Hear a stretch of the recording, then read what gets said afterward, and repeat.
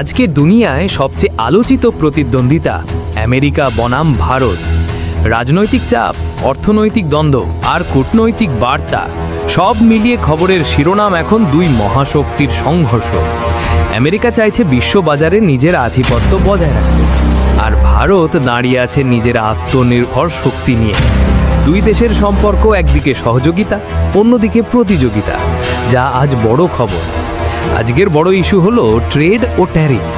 America ভারতের রপ্তানির উপর চাপ তৈরি করছে। ভারত স্পষ্ট জানিয়ে দিচ্ছে, আমরা মাথা নোয়াবো না।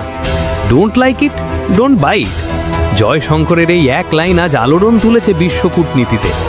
প্রযুক্তি ও প্রতিরক্ষা ক্ষেত্রেও দুই দেশ মুখোমুখি। আমেরিকা চেষ্টা করছে ভারতকে নির্ভরশীল রাখতে, আর ভারত বলছে আমরা আত্মনির্ভর হব, নিজের প্রযুক্তি বানাবো।